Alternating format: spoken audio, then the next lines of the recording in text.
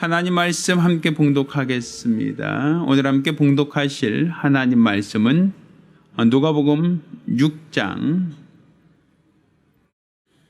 27절부터 38절까지 말씀을 함께 봉독하겠습니다.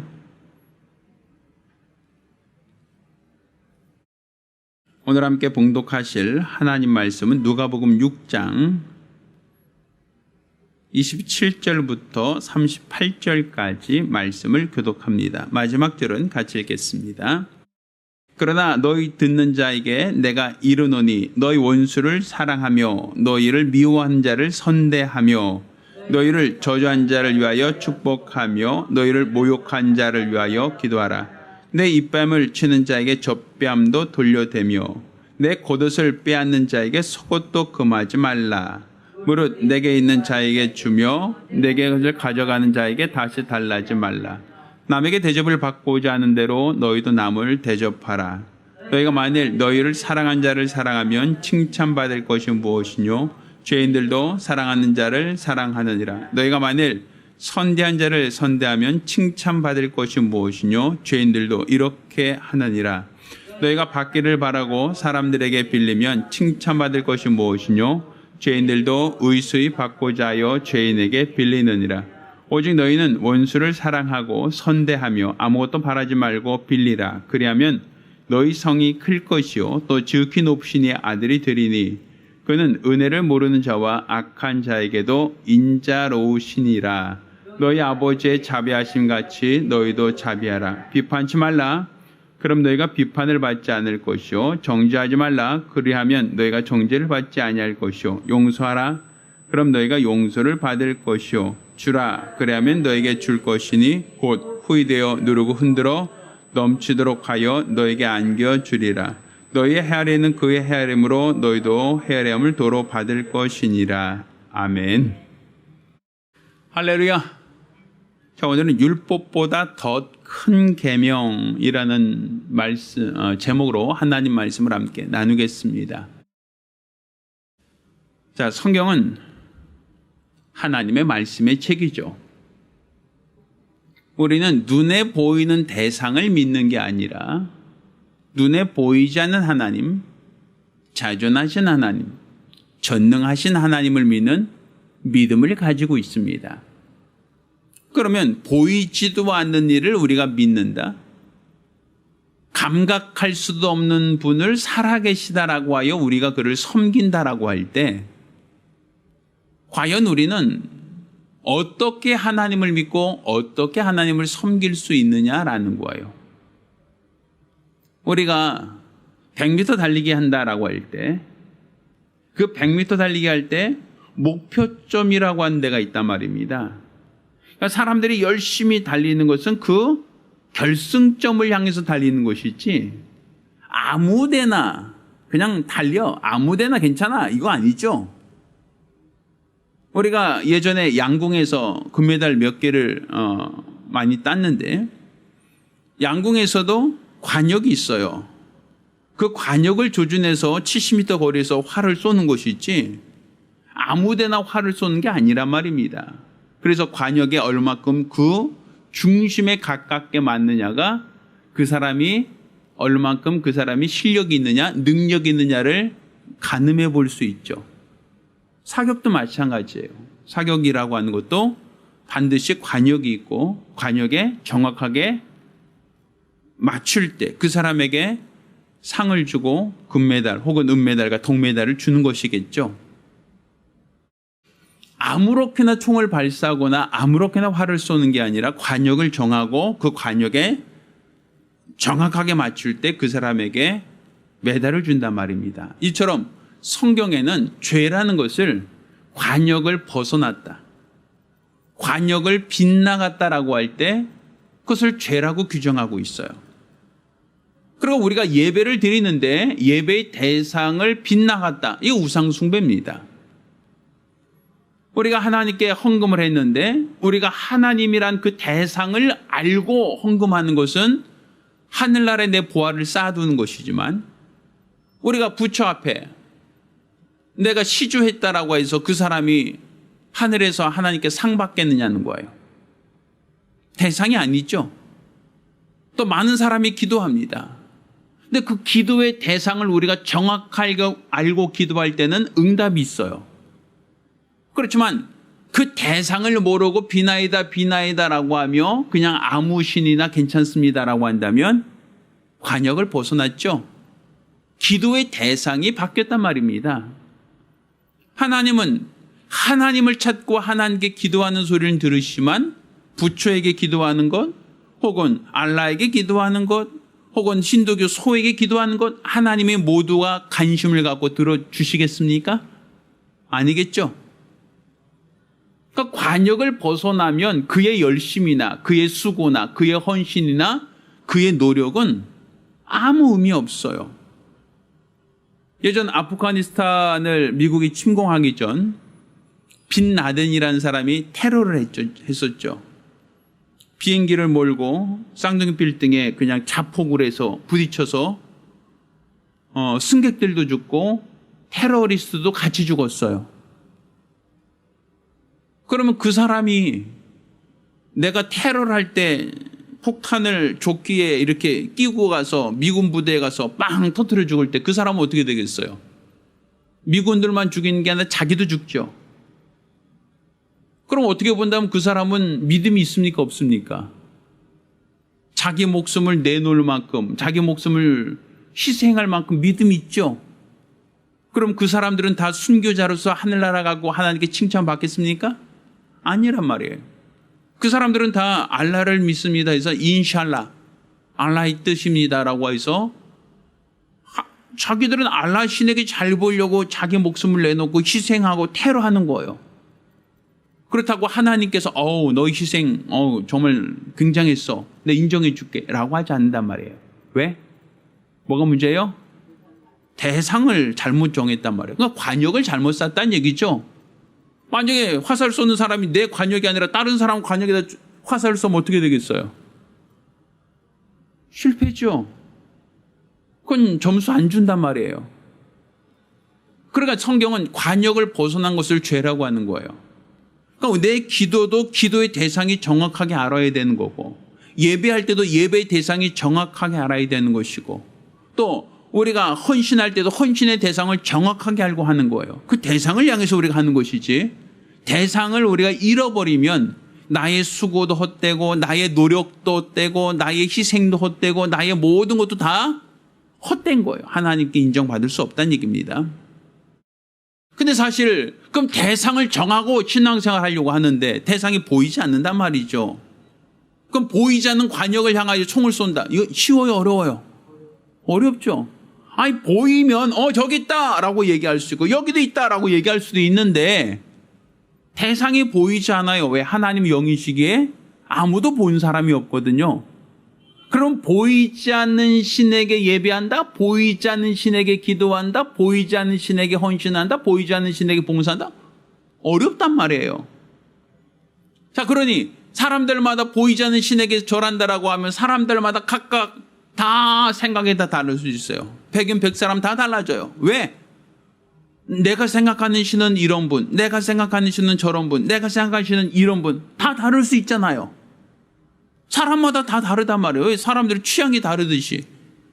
내가 생각하는 신이라고 하면 그 신은 이런 분일 거야. 아니야, 이런 분보다 저런 분일 거야. 사람마다 다 각각 다른 신을 얘기할 수 있단 말이에요. 왜? 보이지 않으니까. 그래서 하나님께서는 자기 자신을 말씀으로 드러내시는 거예요. 보이지 않지만 하나님의 말씀을 나타내시는 거죠. 그래서 그 말씀을 보고 믿으라는 거예요. 말씀을 따라 믿으라는 거죠. 하나님을 사랑합니다. 어떤 사람이 사랑합니까? 나의 말을 가지고 지키는 자라에 나를 사랑하는 자니.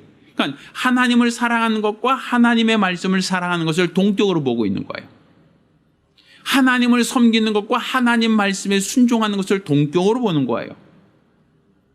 그러니까 너희가 나를 사랑하면 내 말을 지켰을 것이다. 그러니까 하나님을 사랑하는 것과 하나님 말씀에 듣고 순종하는 것을 하나님은 일치시키고 있단 말이죠. 그러니 우리가 신앙생활할 때 말씀을 떠나서 신앙생활할 수 없는 거예요. 하나님 말씀에 기초해서 신앙생활하는 것이 하나님을 섬기는 방법이에요.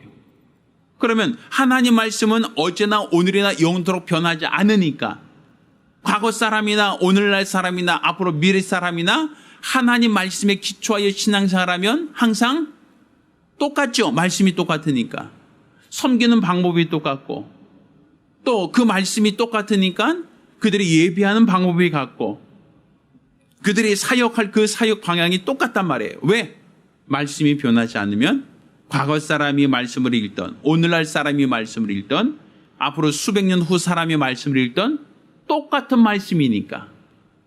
그래서 하나님을 섬기는 방법은 뭐예요? 말씀을 기초하여 신앙생활하는 거예요. 왜? 보이지 않는 그 대상을 마치 사람들이 상상해서 섬기면 사람들이 상상력은 각각 다르니까 사람들의 어떤 기억력도 다 각각 다르니까 사람들이 상상이나 사람들이 어떠한 지식이 아니라 말씀의 기초에서 성경의 기초에서 신앙생활한다. 이게 기준이란 말이에요. 자, 그러면 하나님께서 말씀을 하셨어요. 모세를 통하여 주신 말씀을 우리는 첫 계명이라고 하죠. 율법이라고 얘기합니다. 그럼 그건 하나님 말씀이란 말이에요. 그럼 그 말씀 지켜야 됩니까? 안 지켜야 됩니까? 지켜야 되죠. 왜? 하나님 말씀이니까. 하나님 말씀이니까 반드시 지켜야 돼요. 그게 하나님을 섬기는 방법이니까. 자, 그러면 첫 계명의 강령이 뭡니까? 사랑이에요. 사랑. 자, 첫 계명은 하나님을 사랑하는 법이에요. 그래서 마음을 다하고 성품을 다하고 뜻을 다하고 힘을 다하여 목숨을 다까지 주 너희 하나님을 사랑하라 하는 것이다. 이게 율법이죠. 또 두 번째는 이것이니 내 이웃을 내 몸처럼 사랑하라. 이것이 율법이요 선자다라고 말씀하셨죠. 그러니까 10계명이라고 하는 것은 1계명부터 4계명까지가 대신계명, 하나님에 대한 계명, 5계명부터 10계명까지가 사람에 대한 대인계명인데 대신계명, 나 외 다른 신이 없다, 우상을 만들지 마라, 또 하나님 이름 망령될 걷지 마라, 하나님이 정한 안식일을 지켜라. 이 얘기는 다른 말로 뭐 하라는 거예요? 하나님을 사랑하라는 거예요. 사랑하라. 어떻게 사랑하라? 마음을 다해서, 성품을 다해서, 뜻을 다해서, 힘을 다해서, 목숨을 다해서 주 너희 하나님을 사랑하라. 또 내 부모를 공경해라, 살인치 말라, 도둑하지 말라, 간음하지 말라, 남의 것을 탐하지 말라. 이 계명도 뭐 하라는 것이죠? 이웃을 사랑하라. 그러니까 이 계명을 지키는 것은 결국은 뭐 하는 것이다? 이웃을 너희 몸처럼 사랑하는 방법이다. 이 첫 계명이에요. 그럼 첫 계명은 누구 말씀이에요? 천사 말이 아니죠? 누구 말이죠? 하나님 말씀이란 말이에요. 그럼 반드시 지켜야 돼요. 이것을 지키는 자가 이스라엘 사람, 약속의 백성이라고 하고 이것을 지키지 못한 사람은 외인, 하나님과 무관한 자 이렇게 얘기하는 거예요. 그러면 이 율법은 폐하여졌습니까? 폐하지 않았습니까? 그렇죠. 왜? 하나님의 말씀은 1.1획도 변하지 않으니까. 이건 이 말씀 폐해진 게 아니에요. 없어진 게 아니에요. 그냥 그대로 살아있는 말씀이에요. 그냥 그대로 권위가 있는 말씀이에요. 하나님의 말씀이니까. 자, 그런데 오늘 예수님께서 말씀하셨어요. 오늘 본문은. 자, 예수님께서 말씀하신 것은 누구의 말이에요? 내가 하는 말은 내가 자의로 하는 말이 아니라 아버지께서 내게 주신 말씀을 내가 대언한다 하셨죠. 그러니까 예수님이 하신 말씀도 누구의 말씀이에요? 하나님 말씀이죠. 그렇죠? 그런데 그 말씀을 전하는 그 중보자를 누구로 세운 거예요? 아들, 독생자를 중보로 삼아서 주신 말씀이죠. 자, 그러면 율법이라고 하는 것은 누구를 중보로 했다? 천사를 중보로 했다. 모세라고 하는 사람을 중보로 하여 하나님이 누구에게? 이스라엘 사람에게 주신 계명이에요. 이스라엘. 그렇죠? 그런데 예수님이 하신 말씀은 누구에게 주신 말씀이에요? 이스라엘 사람들만이 아니라 이방인을 포함하여 모든 믿는 자들에게 주신 말씀이란 말이에요. 그 대상이 다르죠? 자, 그런데 예수님이 하신 말씀은 율법에서 하신 말씀은 율법 아래서 모세를 통하여 주신 말씀을 듣는 자만이 하나님의 백성이라 칭할 수 있는 거예요. 율법을 어기거나 율법을 거역하면 회중에서 탈락되는 거예요. 쫓겨나는 거예요. 그건 이스라엘 백성, 약속의 백성이란 그 증표가 무엇이냐? 하나님의 계명을 지키는 자. 그러니까 율법대로 사는 자가 바로 선민이고 하나님의 백성이고 또 하나님이 택하신 족속이란 말입니다. 자, 그런데 예수님이 하신 말씀, 그 말씀은 율법 아래에 있던 사람들, 율법을 지키고 있는 사람들, 율법 가운데 있는 사람들은 하나님의 백성이라고 한다면 예수의 주신 말씀을 듣는 자를 하나님 뭐라고 한다? 자녀라 하신단 말이에요. 자녀. 그럼 예수님이 하신 말씀은 그 계명이 무엇이냐라고 할 때 오늘 본문 얘기합니다. 자, 너희 듣는 자에게 내가 이르노니 원수를 사랑하며 너희를 미워하는 자를 선대하라. 저주한 자를 축복하라. 모욕한 자를 위하여 기도하라. 입뺨을 친 자에게 젖병도 돌려대며 겉옷을 빼앗는 자에게 속옷도 금하지 마라. 이런 얘기 하시죠. 자, 그럼 율법은 어떻게 얘기하고 있어요? 율법은 눈은 눈으로, 이에는 이로. 그렇죠? 그러니까 이걸 동해보복법이라고 해요. 동해보복법. 동해보복법이란 건 뭐냐면 내가 맞은 만큼 뭐 한다? 돌려준다예요. 돌려준다. 내가 뺨 맞았다? 그럼 어떻게 했다? 나 때려서 너도 한 대 맞아. 이거요. 이게 동해보복법이에요. 내가 맞은 만큼 돌려주는 거예요. 동해보복. 보복하는 거예요. 이게 율법이에요. 율법. 그러니까 율법이라고 하는 것은 뭐냐면 내가 맞은 만큼 되돌려줘야 되고 또 내가 피해를 본 만큼 그 사람에게 피해를 돌려주는 거예요. 그러니까 이 율법이라고 하는 것은 결국 하나님의 법이야. 하나님의 법. 근데 율법의 역할은 뭐냐면 의의 기준. 하나님이 옳다고 여기시는 그 의의 기준을 알려주는 거예요. 이건 옳은 거. 이거는 옳지 않은 것. 이 기준을 알려주는 거예요. 자, 예를 들어서 자, 그럴 리는 없겠죠. 우리 집사님들 아이를 낳고 키울 때 애가 학교에 가서 친구 학용품을 인마이 포켓했어요. 하나 들고 왔어요. 그래서 집에 갖고 왔어요. 엄마가 야, 애야 이거 어디서 났니? 친구 건데요. 그냥 슬쩍 했어요. 그러면 여러분 뭐라 그래요? 잘했군 잘했어. 역시 너는 알뜰살뜰하다. 야, 너는 이렇게 생활력도 강하고 이렇게 어떻게 이렇게 하면 생산적이니? 이렇게 얘기하나요?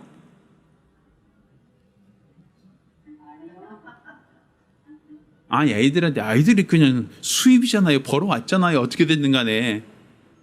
그럼 아이들한테 참 넌 참 똑똑하다. 어떻게 이렇게 어릴 때부터 이렇게 다른 이권을 취하냐 하고 그 아이 칭찬 안 하죠. 그 이유가 뭐죠? 남의 것을 허락 없이 가져오면 도둑질이니까. 그래서 그 아이에게 뭘로 가르쳐요? 야단치죠. 누가 이걸 가르쳤어? 누가 그러게나 했어? 그러면서 종아리를 때리고 이 아이에게 다시 친구한테 돌려줘. 이거 얘기하겠죠. 그렇지 않나요? 그 하는 이유가 뭐예요? 그렇죠. 옳은 것, 기준을 알려주는 것, 기준. 남의 것은 함부로 가져오면 안 된다. 이것은 도적질이다. 이것은 죄다. 이것을 아이들은 몰라요. 그냥 보고 장난감 갖고 있으면 나도 갖고 싶어요. 이거예요, 그들은. 왜? 그게 정욕이야, 정욕. 사람에게 정욕이라는 것은 뭐냐면 남이 좋은 것 입고 있으면 나도 뭐 하고 싶다? 갖고 싶고. 남이 좋은 거 먹고 있으면 나도 먹고 싶고. 그러니까 사람들은 항상 좋은 것 있으면 갖고 싶은 생각. 그러니까 견물생심이라고 그러잖아요. 남이 좋은 거 갖고 있으면 나도 갖고 싶고, 남이 좋은 거 타고 있으면 나도 타고 싶고, 남이 좋은 집에 살고 있으면 나도 거기 살고 싶고. 사람들은 이렇게 뭐가 있어요? 정욕이라는 게 있어요. 정욕. 죄의 속성이란 말이에요. 죄로 말미암아 내가 어떠한 것을 갖고 싶고 누리고 싶어하는 어떤 그러한 욕구가 있어요. 사람들은. 그런 그 욕구가 있기 때문에 사람들은 남의 것을 가져오는 것이 옳지 않아. 이것을 가르치지 않으면 그냥 남의 것을 그냥 들고 와도 괜찮나 보다 라고 하여 도둑질을 할 수 있단 말이에요. 내 눈에 볼 때 저거 좋아 보이는데 나도 갖고 싶어. 그럼 가져올 수 있단 말이에요. 왜? 옳다라는 거, 옳고 그런 것을 알지 못하면 내가 갖고 싶으니까 내가 갖고 싶어하는 그 마음에 따라서 그냥 행동할 수 있죠. 내가 갖고 싶으니까 갖고 싶다는 생각 갖고 내가 남에게 피해를 줄 수 있죠. 그러니까 성경은 율법이란 건 뭐냐면 옳고 그름을 알려주는 거예요. 하나님이 너희에게 말한다. 이거는 하면 된다. 이건 하면 안 된다. 이거는 먹어도 된다. 이건 먹으면 안 된다. 너희가 일해도 된다. 일하면 안 된다. 이거 다 하나님의 옳고 그름에 대한 기준을 알려주는 거예요. 6일 동안 일해도 된다. 7일 날은 일하면 안 된다. 자, 이거는 먹을 수 있다. 되새김질하고 굽이 갈라진 것은 먹을 수 있다. 그렇지 않은 것은 먹으면 안 된다. 그렇죠? 이 행동은 해도 된다. 이 행동은 하면 안 된다. 구분하고 있단 말이에요. 그러니까 성경은 뭐냐면 다 하나님의 그 기준을 알려주는 거예요. 율법이라는 것은. 이건 옳은 것, 이건 옳지 않은 것. 그럼 옳지 않은 거 하면 어떻게 돼요? 그거는 벌 받아. 옳지 않은 행동을 하면 벌 받는 거야. 그걸 알려주는 게 그게 율법이에요. 그러니까 그 기준 자체가 없으면 사람들은 옳고 그름을 판단할 기준이 없어지는 거예요. 뭐가 옳은지 무엇이 옳지 않은지 이것을 구분할 수가 없는 거예요. 그러니까 옳고 그름에 대한 판단, 옳고 그름에 대한 그 기준은 말씀이 있으니까 하나님의 말씀에 기초하여 이거는 해도 돼, 이거만 하면 안 돼. 이건 먹어도 돼, 이건 먹으면 안 돼. 이때는 일해도 돼, 이때는 일하면 안 돼. 이게 다 정하고 있는 거예요, 하나님께서. 그 기준이 뭐라고요? 말씀이란 말이에요. 계명. 그렇죠? 남의 것을 뺏으면 안 돼. 남의 다른 사람 목숨을 취해도 안 돼. 또 다른 사람을 때려도 안 돼. 다른 사람과 도둑질해도 안 돼. 기준을 알려주는 거예요, 하나님께서. 그러니까 하나님의 기준을 알려주는 게 율법이에요. 옳고 그름에 대한. 또 기준만 알려주는 게 아니라 옳지 않은 행동을 했을 땐 반드시 뭐가 있다? 벌이 있다는 거예요. 벌이 있다. 형벌이 있다는 거죠.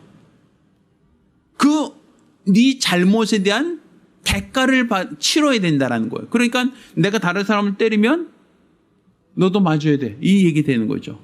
남의 것을 내가 도둑질했으면 그럼 네가 그 사람에게 피해를 준 만큼 너도 뭐 해야 된다? 그 피해를 당해야 돼. 이렇게 되는 거예요. 그럼으로써 죄를 지으면 되겠다 안 되겠다? 그렇죠. 그걸 깨닫는 거예요. 율법이라는 것은 하나님이 하지 말라는 것은 하면 안 돼. 왜 하면 어떻게 된다?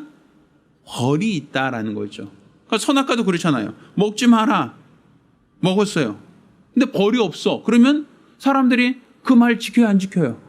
안 지키죠. 먹거나 안 먹거나 똑같네. 그러면 하나님의 말씀 듣겠어요, 안 듣겠어요? 안 듣죠. 자, 그러니 하나님의 말씀의 율법이라고 하는 것은 옳고 그름, 의의를 기준으로 하여 옳고 그름을 알게 하는 법이고, 또 옳지 않은 행동을 했을 때 반드시 하나님의 뭐가 있다? 징계가 있다. 그걸 알려주는 게 율법이에요. 그러니까 율법은 나쁜 법이 아니에요. 율법 자체가. 우리가 율법 자체는 옳지 않은 법이 아니에요. 하나님의 기준을 알려주고 그 기준을 가지고 너 옳게 살아라. 옳게 살아야 돼. 라고 알려주고, 잘못된 것은 반드시 뭐가 있다? 하나님의 징계가 있는 거야. 형벌이 있는 거야. 이걸 알려주는 거니까 그 법 자체가 나쁜 게 아니죠. 예를 들어서 우리 주전자를 가스레인지에 올려놨어요. 펄펄 끓고 있어요. 그럼 엄마가 뭐라 그래요? 어린아이한테 그거 만져라, 만지지 마라? 만지지 마. 이거 위험해. 뜨거워. 만지지 마. 라고 얘기하죠.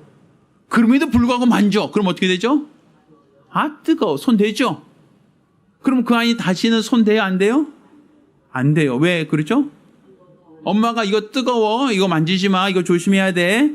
라고 했는데도 불구하고 그거 만졌다가 뜨거우면 뜨거워 하고 다음부터는 만지라고 해도 안 만지겠죠. 왜? 내가 한번 아파봤으니까.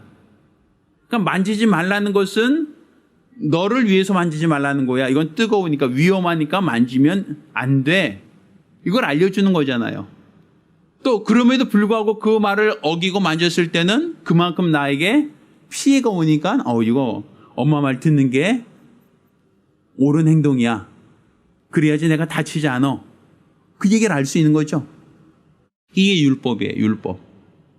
자, 그런데 오늘 본문을 보면 예수님께서 뭘 말씀하세요?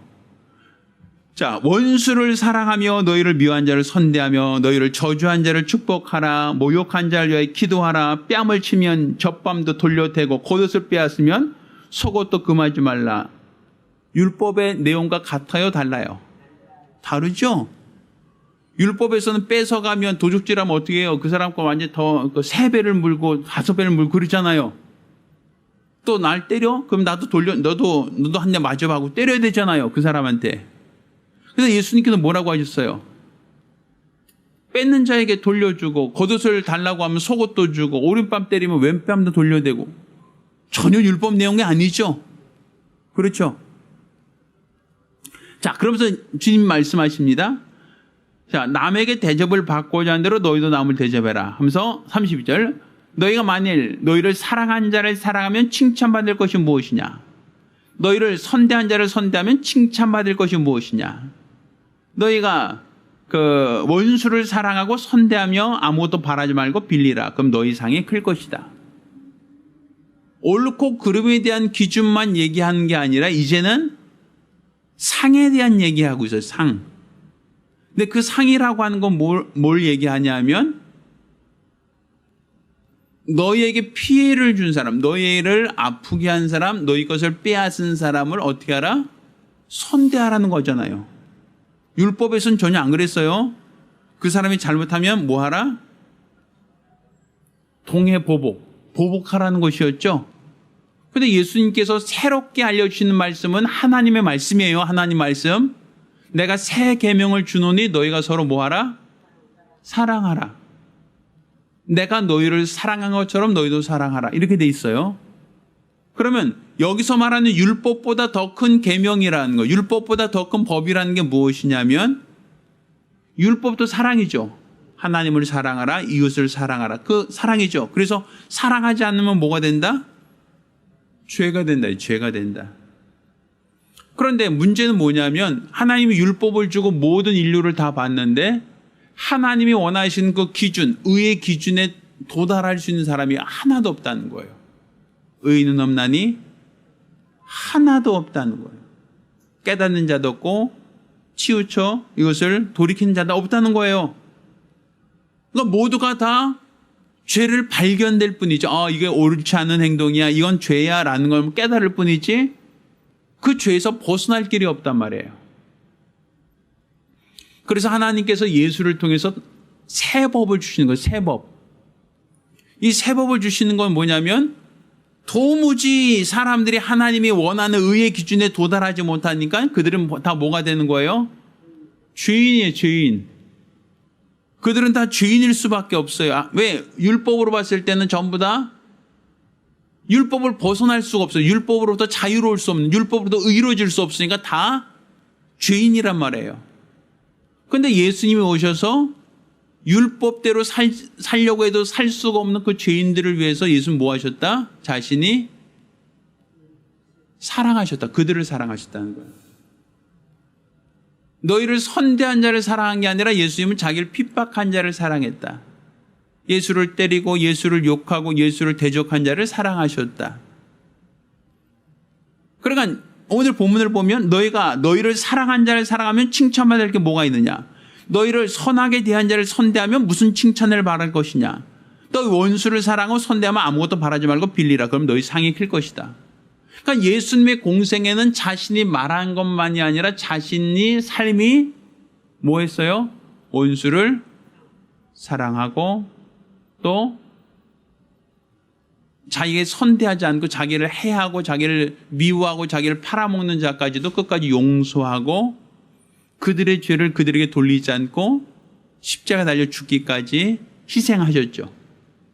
그런데 그것은 예수님의 행동만이 아니라 오늘 가르치는 말씀으로도 그 얘기를 하고 있단 말이에요. 그러니까 예수님의 말씀 속에서 보면 사랑하라는 거 똑같은 사랑이에요. 그런데 그 대상이 누구까지 확장되는 거죠? 원수까지. 너희를 해하고자 하는 자, 너희를 아프게 하는 자, 너희를 대적하는 자까지도 사랑하라는 것이죠. 그러니까 지금 이것은 하나님께서 율법으로서 하나님의 의의 기준을 알려줬는데 누구도 율법대로 살지 못해서 모두가 다 죄인이 되니까 다 심판의 대상이란 말이에요. 하나님 원하신 율법에 들지 못하니까. 그래서 하나님께서는 그 율법으로 정죄된 자들에게 하나님은 그들을 사랑하신다는, 그들까지도 사랑하시겠다는 사랑을 보여주신 거예요. 그들에게 사랑을 보여주시고 그들에게 은혜를 베풀어 주셨다는 것이죠. 그러니 이제 우리가 은혜 받았다라고 하는 것은 내가 사랑받을 만한 자격이 있어서가 아니라 사랑받을 만한 아무 자격이 없는 자를 주님이 나를 사랑하셨고, 난 주님을 대적하고 주님을 욕하고 주님께 실망시킨 자이지만 주님은 그럼에도 불구하고 끝까지 나를 사랑하셨다. 그러니까 내가 그런 사랑을 받았다는 거죠. 그러니 너희도 뭐하라? 사랑하라. 이전에는 이웃을 내 몸같이 사랑하라 했는데 그 이웃이라는 것은 계명을 지키는 자였거든요. 내 이웃이 계명을 안에 있는 자가 이웃이었거든요.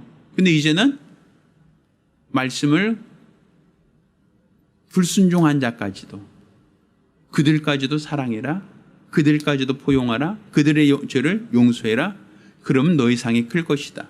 그러니까 예수님의 공생애가 그렇게 살았으니 너희도 그렇게 살아라는 거예요. 그게 율법으로는 정죄되고 율법으로는 서로가 때림으로써 이렇게 피해를 줌으로써 죄의 경중을 알게 했는데, 이제 그 죄 가운데 있는 자를 하나님은 다 버리지 않고 그들을 뭐 하겠다?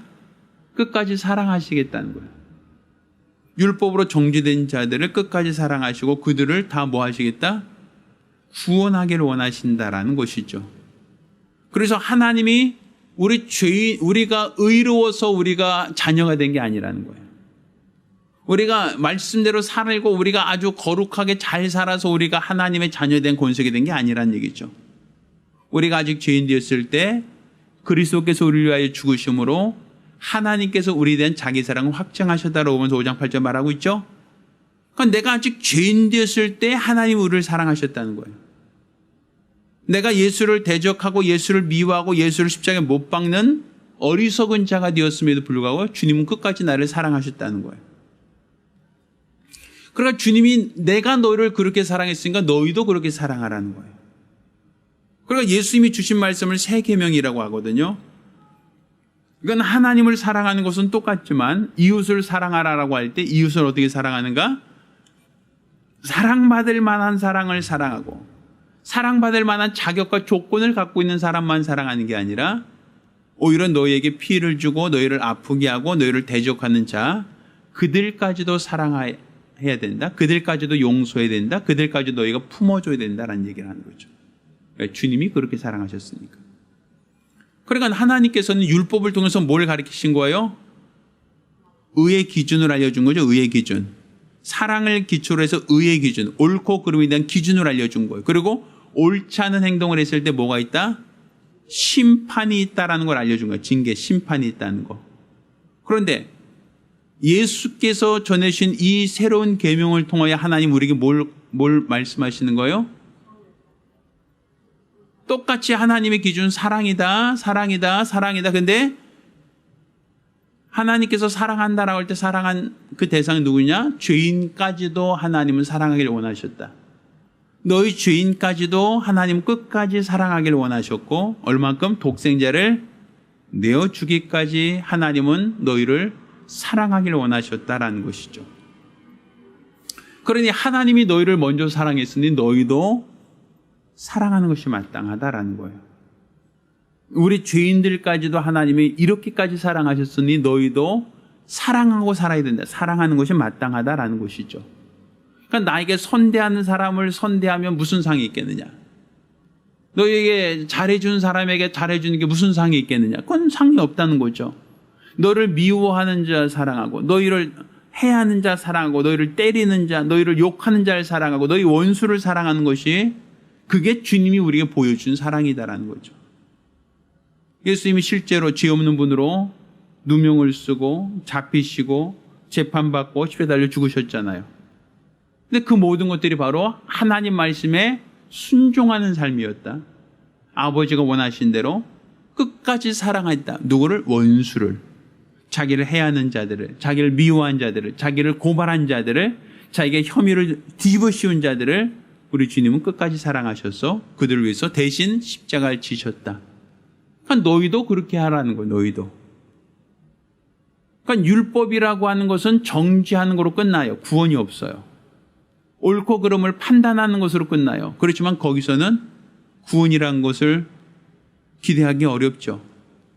그렇지만 예수님께서는 율법으로 정죄된 자까지도 사랑하라.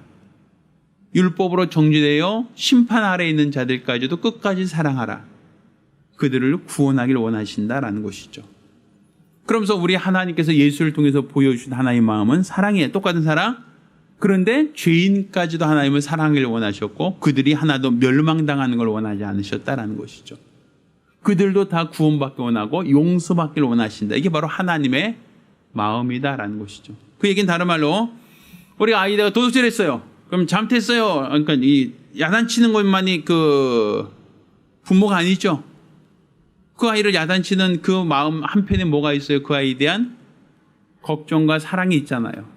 야단치고 나서 그걸로 끝나지 않고 한 손으로는 다음은 그러지 마 하고 안아주잖아요. 그렇죠? 그 야단치는 것이 목적이 아니라 그를 어떻게든지 간에 계도하고 옳은 길로 바꾸는 걸 원하는 것처럼. 그래서 다시는 그러지 마 하고 다시 품어주고 사랑해 주잖아요. 너 도둑질했으니까 너 교도소 가. 전과자 돼. 이거 아니잖아요, 우리는. 그렇죠? 그 아이를 벌 주는 게 목적이 아니라 그 아이를 회개케 하여 돌이키는 것이 우리가 목적인 게 그게 부모의 마음이잖아요. 그러니까 하나님도 똑같다는 거예요. 율법으로는 죄를 깨닫게 하는 것이고 죄를 깨닫게 하는 것만이 목적이 아니라 그 깨달은 죄를 하나님께서는 돌이키기를 원한다, 회복시키기를 원한다라는 얘기죠. 그래서 우리가 저도 얼마 전에 어저께 문자가 왔어요. 금년도에는 건강검진 대상입니다. 뭐 이런 거 있잖아요. 대장 검진 대상입니다. 이런 거 오시오. 그럼 그거 검사하는 게 뭐예요? 내 몸에 병이 있는지 없는지를 검진하겠다는 거죠. 뭐 내시경을 하든 뭐 분변 검사를 하든 뭐 하든 간에 내 몸에 병이 있는지 없는지를 파악하겠다는 거죠. 근데 파악했다고 해서 내 몸이 낫는 건 아니죠.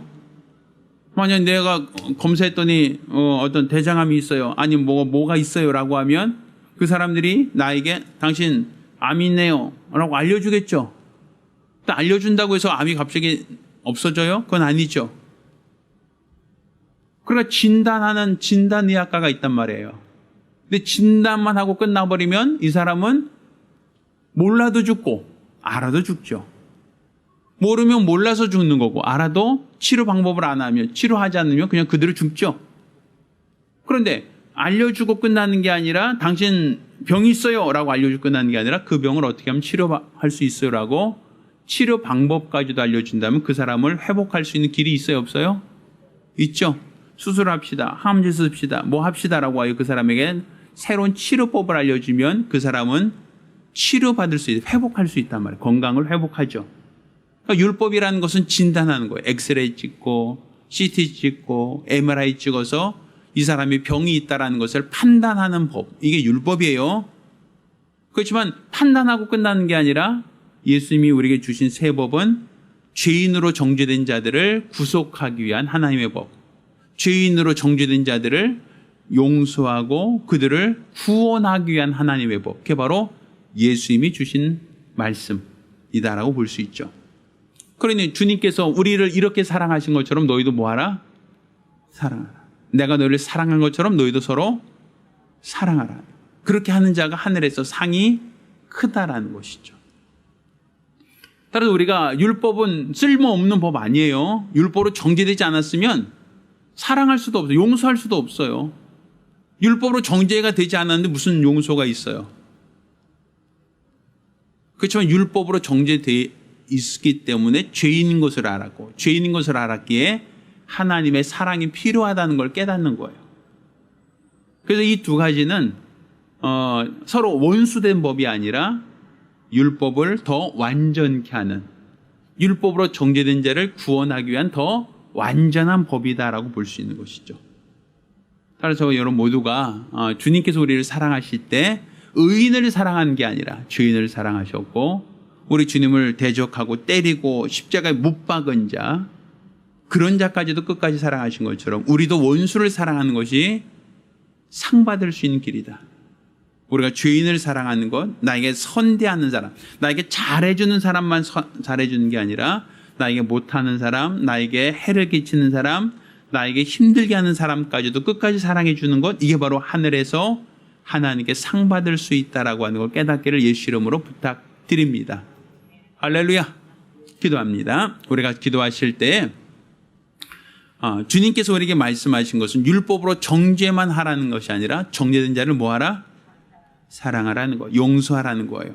그래서 주여, 내가 나에게 잘못한 자, 나에게 아프게 한 자, 나를 힘들게 한 자, 과연 내가 그 사람을 사랑하고 있는지, 내가 그 사람을 위로하고 있는지, 그 사람을 내가 보듬어 주고 있는지 나 자신을 한번 돌아보며 한 목소리로 기도합니다.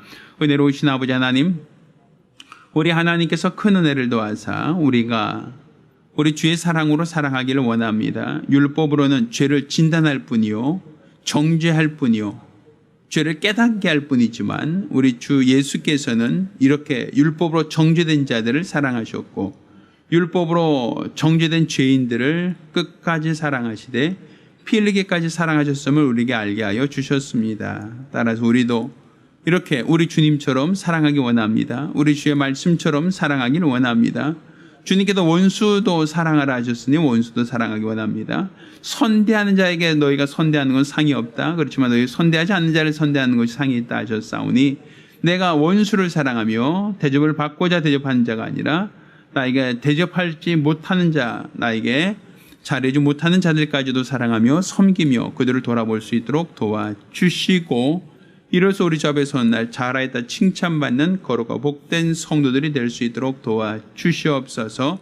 주의 거룩한 은혜, 주의 거룩한 사랑, 주의 거룩한 능력을 사모하며 일평생 믿음으로 살아갈 수 있도록 도와주시옵소서. 우리 주의 거룩한 은혜를 사모하며 예수 이름으로 기도드렸습니다. 아멘. 할렐루야. 기도합니다. 이제는 우리 주 예수 그리스도의 은혜와 아버지 하나님의 극진하신 사랑과 보혜사 성령님의 교통하시고 또 역사하심이 우리 주님이 우리에게 보여주신 사랑으로 서로 사랑하며 죄인들까지도 원수까지도 사랑하기로 하시면 우리 모든 성도들과 가정들 위에 이제부터 영까지 함께 있을지어다. 아멘. 자, 우리 하나님께 영광 돌리겠습니다.